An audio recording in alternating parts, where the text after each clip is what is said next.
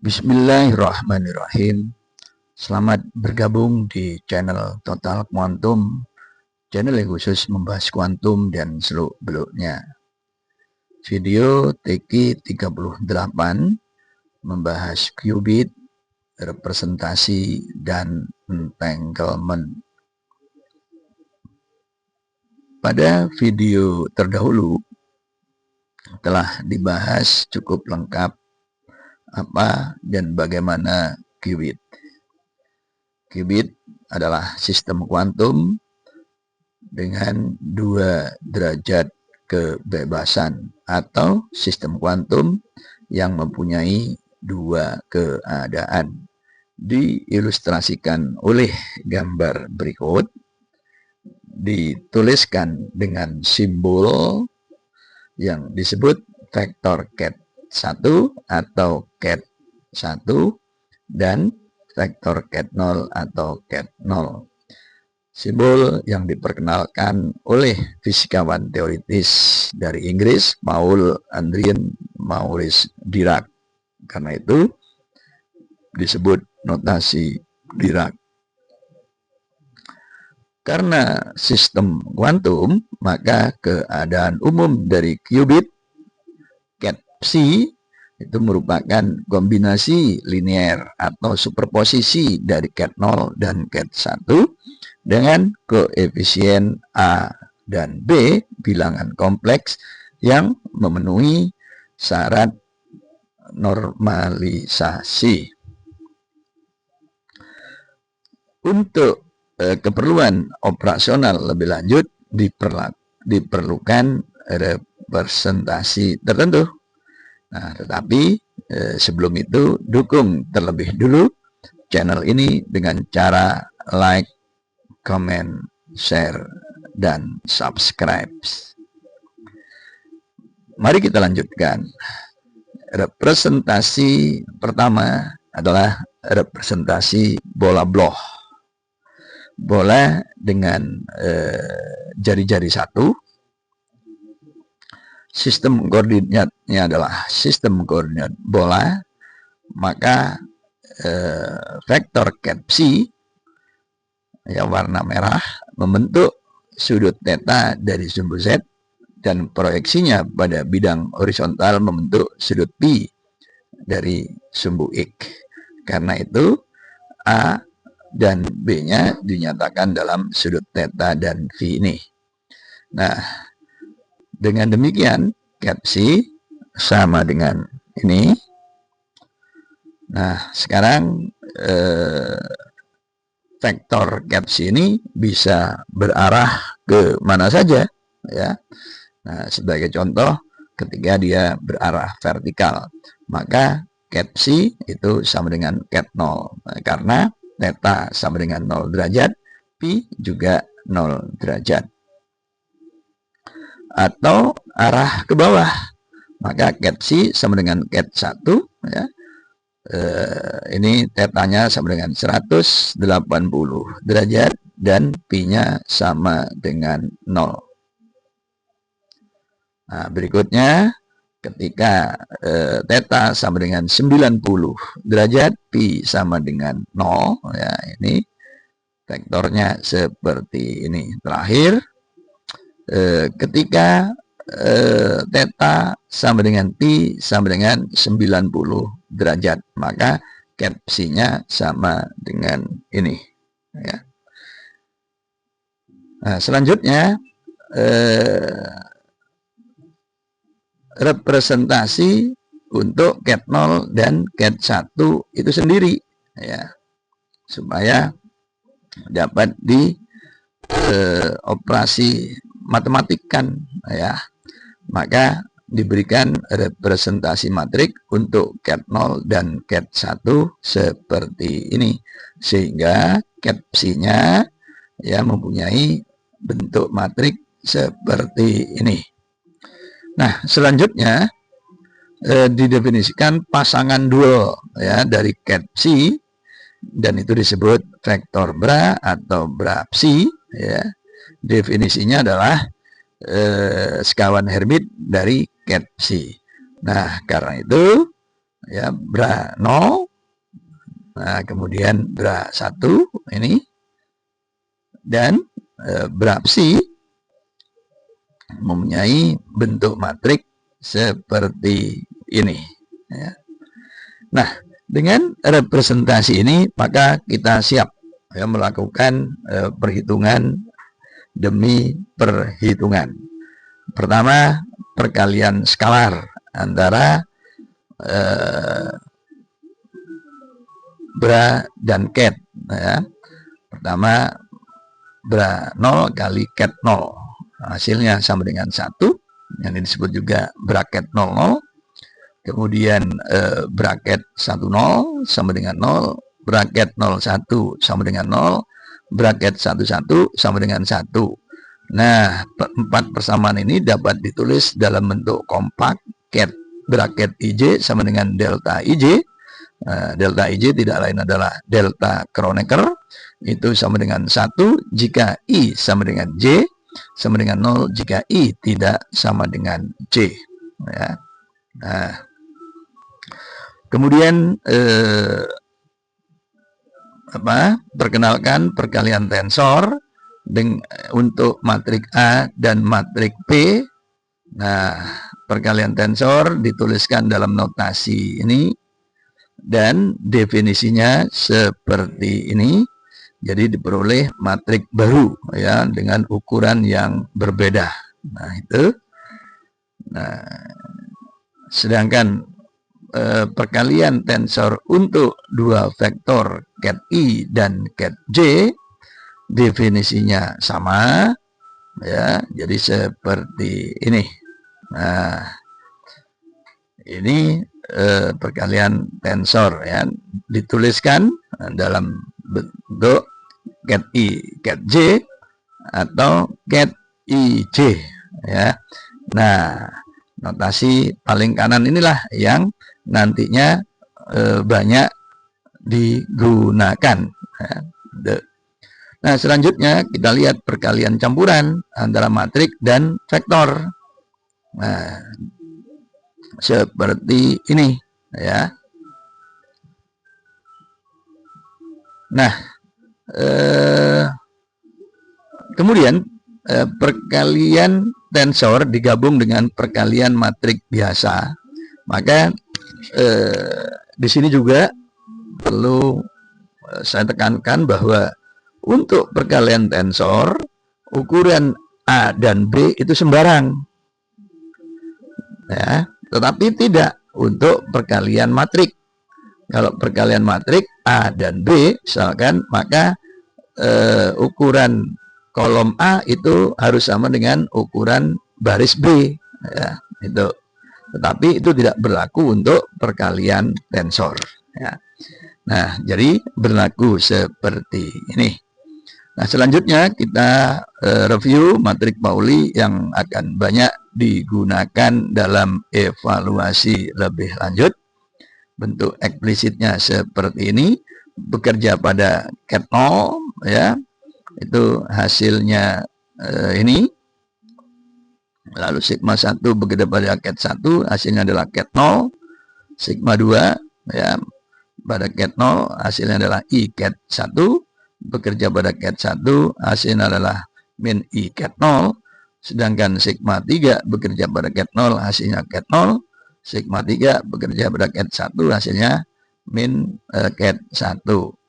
Nah, kadang digunakan atau lebih seringnya ya digunakan operator X ya sama dengan sigma 1, dan operator Y itu sama dengan I sigma 2, dan operator Y ini bersifat uniter karena sekawan Hermit dari Y dikalikan Y itu sama dengan 1, ya. Nah, kemudian Z ya itu sigma 3. Nah, ini, ya. Nah, selanjutnya mari kita lihat perkalian tensor dengan contoh tertentu, yaitu ket 0 kali ket 0, ya. Ket 0 atau ket 00. Nah, bentuknya dalam representasi matrik 10 10 menghasilkan matrik kolom 4 kali 1 ya. Cat 01, nah ini hasilnya seperti ini. Cat 10 bentuknya ini, cat 11 bentuknya ini. Nah, perhatikan ya, angka 1 ya, itu kalau 00 berada di baris 1, 01 di baris 2, 10 di baris 3, 11 di baris 4 ya. Dan ini diperluas ke 3 qubit ya, cat 000. Nah, angka satunya di baris 1, cat 001 satunya di baris 2, cat 010 satunya di baris 3, cat 011 satunya di baris 4, 110 satunya di baris 7, cat 111 satunya di baris 8. Nah, kemudian perkalian internal atau perkalian dalamnya ini menghasilkan 1 ya. Ini bisa dihitung secara eksplisit menggunakan matrik ya, yang ada di atasnya itu. Kemudian bracket 001 sama dengan 0.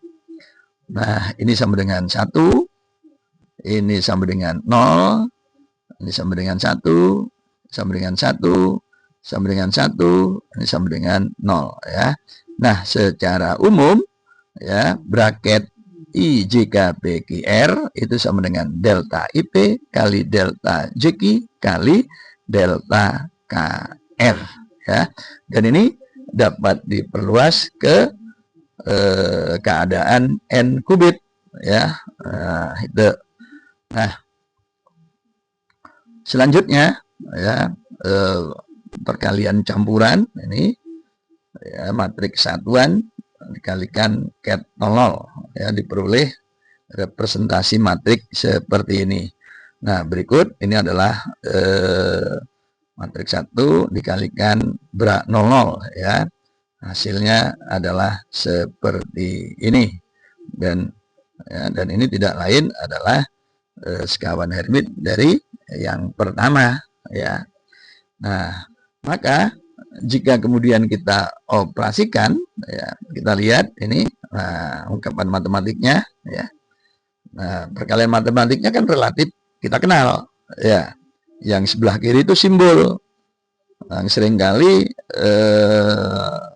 para mahasiswa itu nggak sadar ya bahwa apa sih sebenarnya makna simbol matematik itu ya.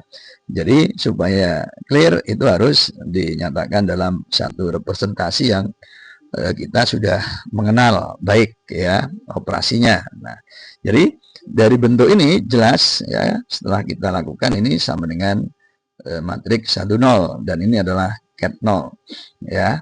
Nah, kita lihat ya, ini dua angka di bra ya, di terakhir ini sama. Nah, kemudian 1 ini bekerja sini. Nah, cat 0 inilah yang keluar di sini ya. Nah, selanjutnya kita lihat ini. Nah, ya. Nah, itu kan sama dengan cat 1. Jadi dua yang pertama, dua yang terakhir itu sama. Sedangkan satunya itu mengarah ke sini dan ini tidak lain adalah ini. Nah, dengan demikian ya bentuk umumnya. Nah, ini jadi supaya tidak nol maka ini delta PI delta PJ delta QK ya. Itu dan kalikan cat I. Kalau seperti ini delta PI delta QK ya, lalu satunya ke cat J. Nah, ini juga begitu ya.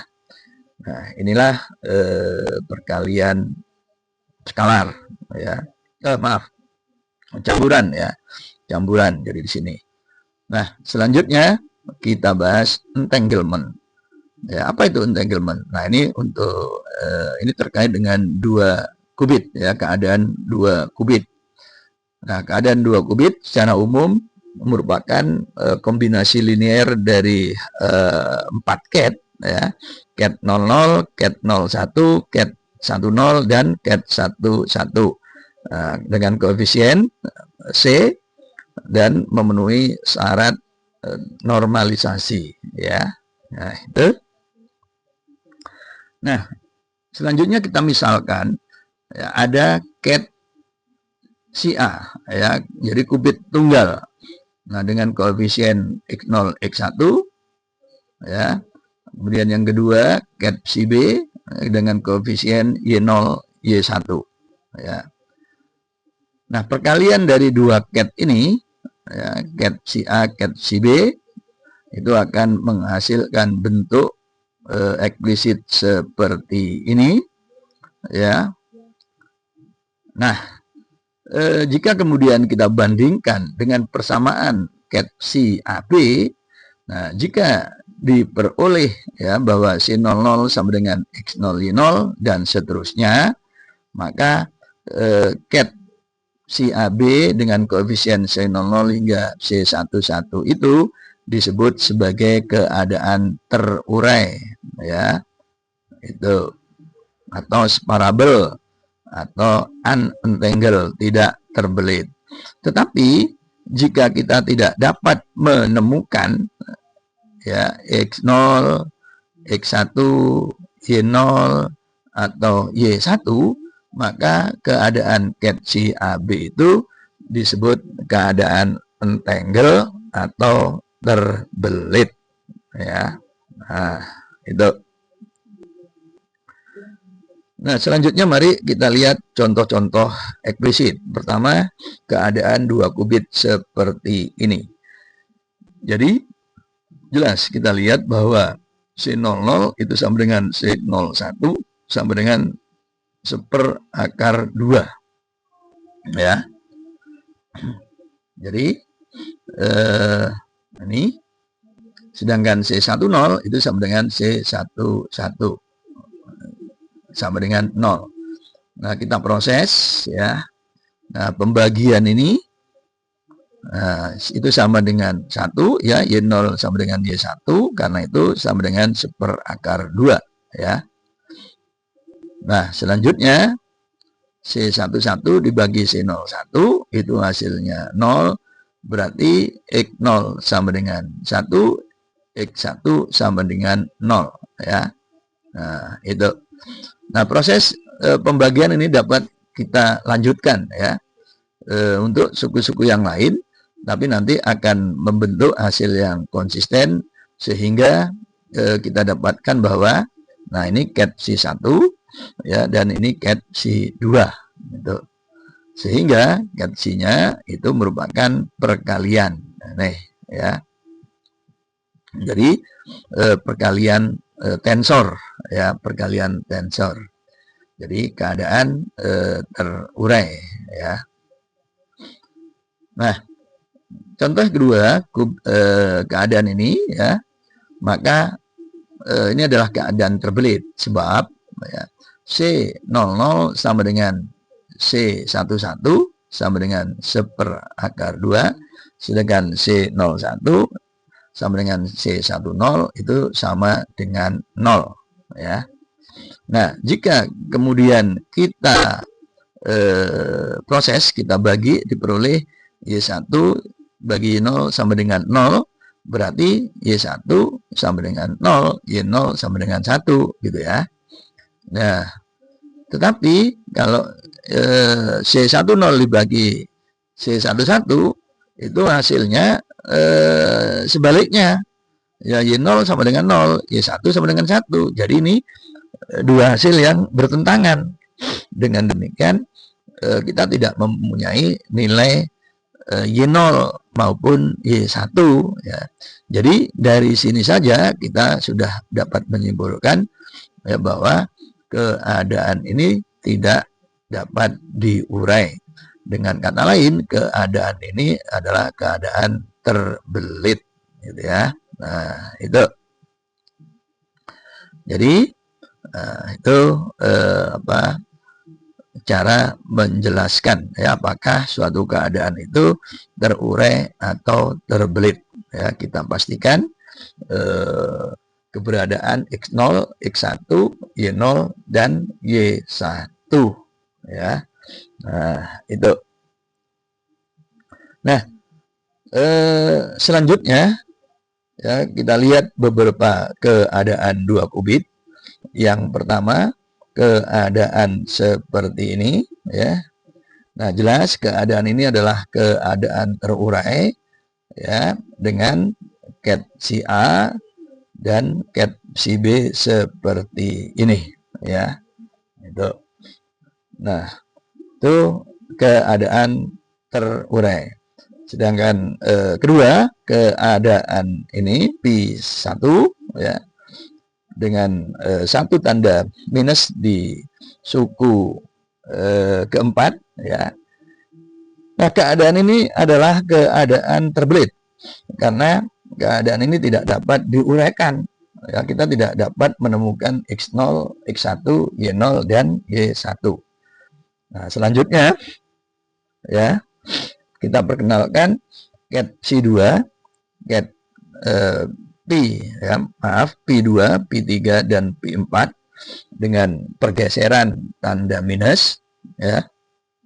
Nah, keadaan ini, empat keadaan ini adalah ortogonal ya, artinya braket PI PJ itu sama dengan delta IJ, dan empat keadaan ini